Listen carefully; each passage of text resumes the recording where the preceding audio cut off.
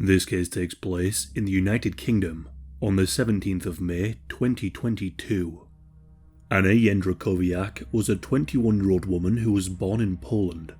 Her relatives would describe her as a smart, tenacious and ambitious woman who was also caring, kind and thoughtful. She loved to travel and was a gifted musician. She had dreams of learning Japanese and to live in the country one day. Anna moved from Poland to the UK sometime around 2019 or 2020. The sources say different things, but on her LinkedIn profile she started a job in Bristol in 2019. In January of 2021, Anna began talking to a 30-year-old man online. This man's name was Dennis. The two dated for around a year. However, Anna ended the relationship. It's reported that Anna was rather fearful of him, as he could, on occasion, become quite violent. She told Dennis that she wanted to move to London to study, and told him it was over.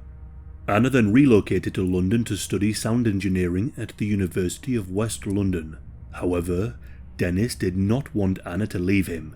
He did not accept the breakup, and instead, he tried to manipulate Anna into staying with him. He would threaten that if she were to go through with the breakup, he would take his own life. But Anna had made up her mind, and she was living a good life in London. She worked at a coffee shop and a Mexican restaurant to support herself through her education. And after some time passed, she began a close relationship with one of her colleagues at the Mexican restaurant. The man's name was Jack, and the two began dating. Things were going well for the two, but Dennis still refused to accept the breakup, and would send all manner of threatening messages to Anna. In one ominous message he told Anna, "We will be together no matter what. I will find you." And he grew ever more obsessed with Anna, pressuring her to get back with him. Anna was concerned for Dennis's well-being, and she did phone a helpline to give Dennis a welfare check. As more time passed, Dennis spiraled and became intensely bitter towards Anna. And now we arrive to the 17th of May 2022. On this day, Anna finished a shift at the restaurant she worked at. She left with the man she was seeing at the restaurant at around 11:40 p.m, and the two began walking home together.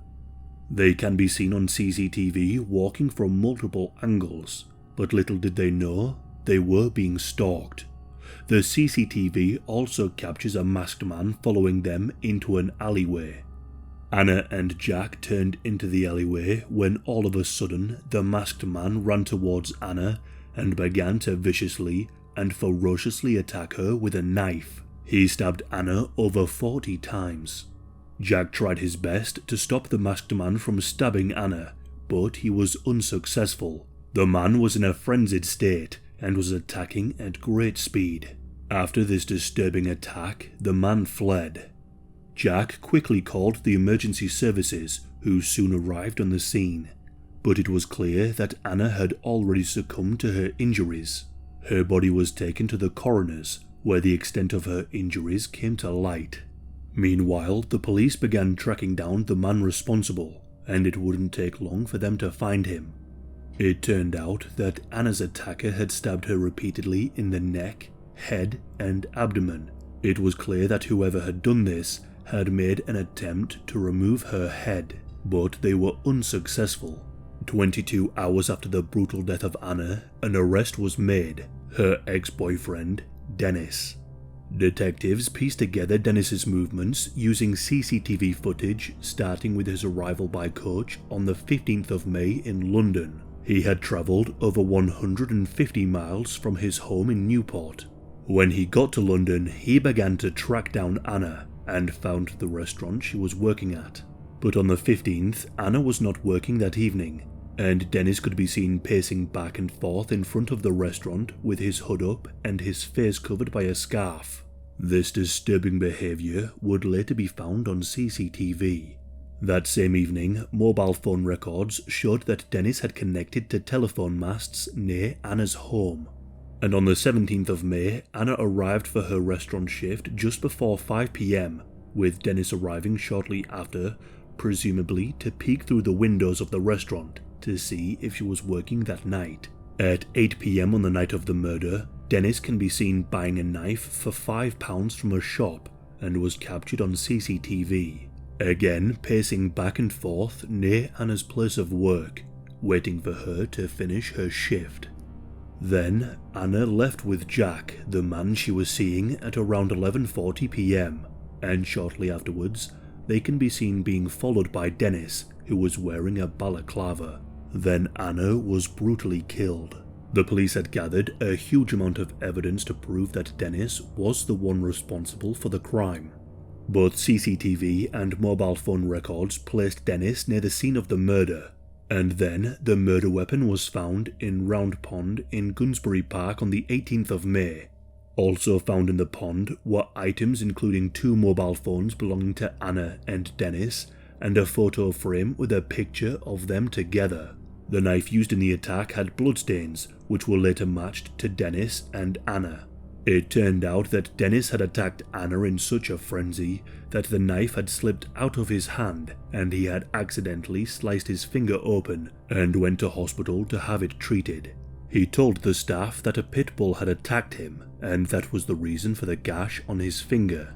He was referred to a different unit a couple of hours later, and there he gave staff a fake name and told them he was a sword performer and his trick had gone wrong. He was seen on CCTV in the hospital wearing the same clothes he had attacked Anna in. After his arrest, Dennis showed absolutely no remorse for what he had done. Further investigations also brought to light Dennis's obsessive nature and revealed that he was a man who was in debt and without a job. When the police looked inside where Dennis was living, they found his room to be infested with maggots, and he was living in rather grim conditions.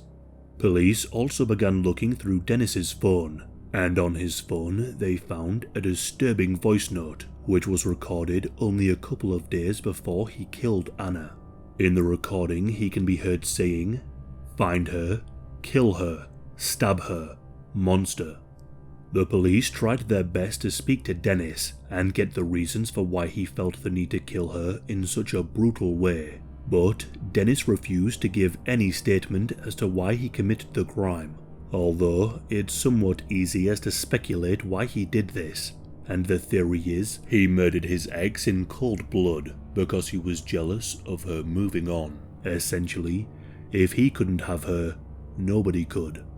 The investigators were disturbed by the brutal nature of the attack, and they assumed that Dennis could be suffering from a number of mental health issues that caused him to act in such a way. Dennis was evaluated to determine if there was any reason at all for the level of violence inflicted. However, the results came back, and Dennis was found to be sound of mind. The trial would soon begin, but Dennis refused to attend.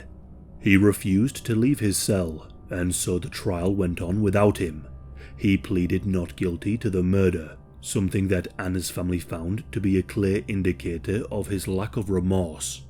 Her family referred to him as a coward, and someone who couldn't have the slightest bit of decency to own up to what he did and look them in the eyes.